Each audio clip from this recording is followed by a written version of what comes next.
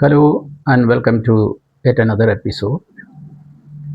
In the last episode, we have discussed the subject of the right to the Vedas and the views on the subject of Sri Chatami Swami. Vedas generally mean knowledge or divine knowledge in particular, but it can also be taken as meaning knowledge of all kinds. Towards the end of that book, the Swamiji himself says that knowledge is as important to a human being as food. So, what he says is if somebody denies knowledge to the seeker, then it is equivalent to denying food to the hungry.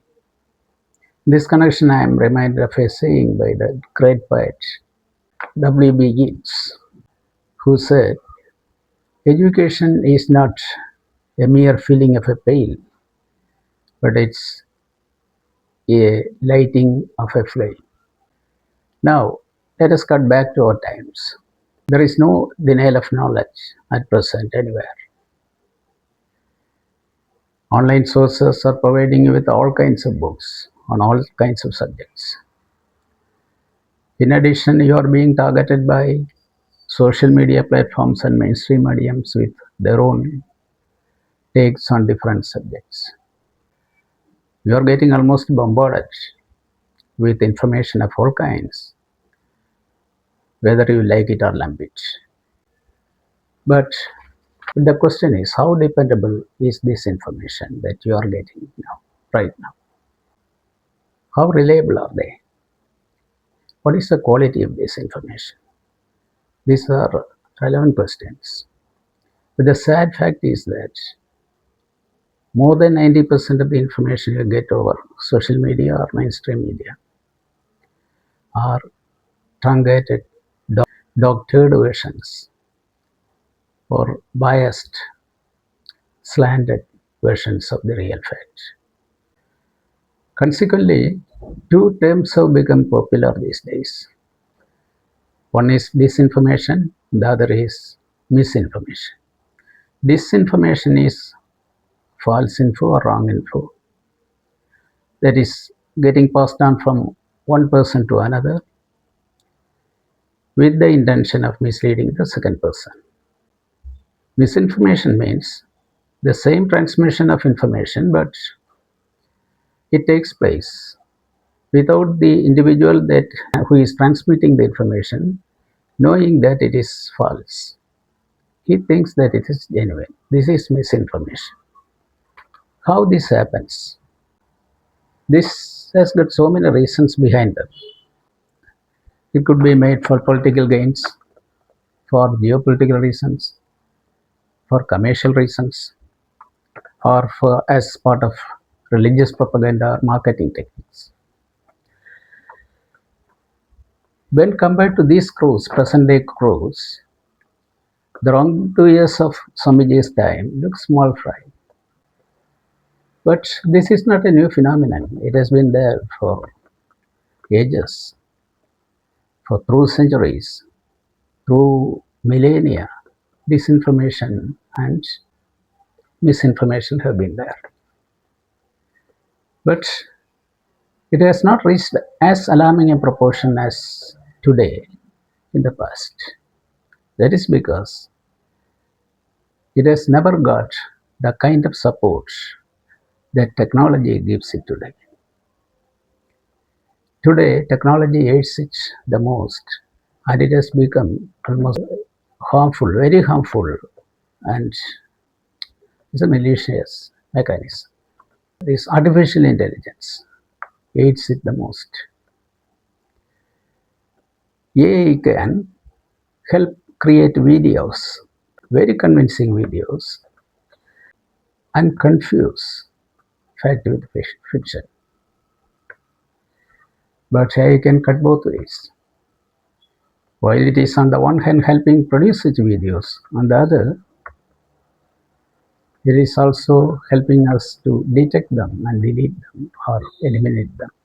You won't believe that AI can even detect real heartbeats from a video.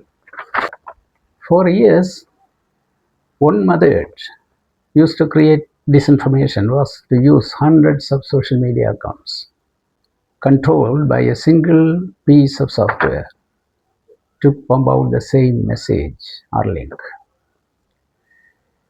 This is called coordinated inauthentic behavior, or in short, CIB.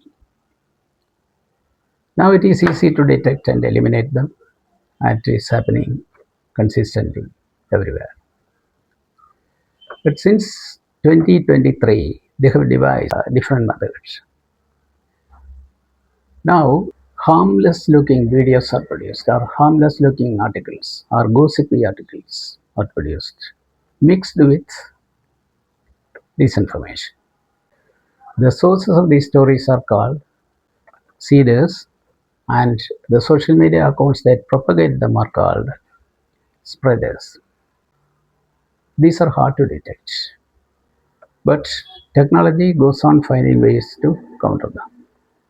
Even nations run disinformation campaigns. The purposes are many. It may be to destabilize a regime, it may be to sabotage projects or win projects with huge commercial stakes, or to sway election results in one's favor. For all these, they are using, nations are using. But technology by itself cannot win this battle. A combination of forces are required to counter them. The main components of these forces are government agencies, media outlets, technology firms, and academic researchers. It is said Taiwan has been fairly successful in making such an arrangement. But the point is, all these actors who combine should be interested in the value of truth. They should be interested in upholding the truth. But the stark fact is that the Western institutions have systematically destabilized the value of truth in journalism, in politics, and in academia.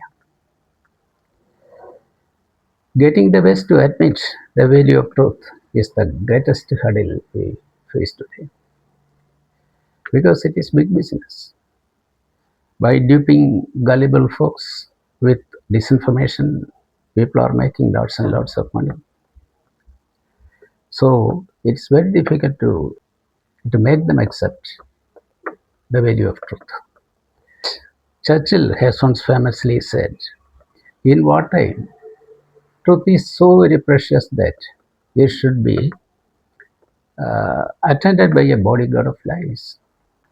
This is what we witness here in the current war between Iran on the one side and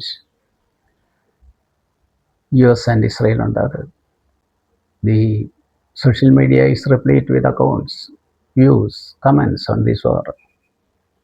But there is not a single piece of information that can be trusted as 100% true, or even more than 50% true. That's the state of affairs today.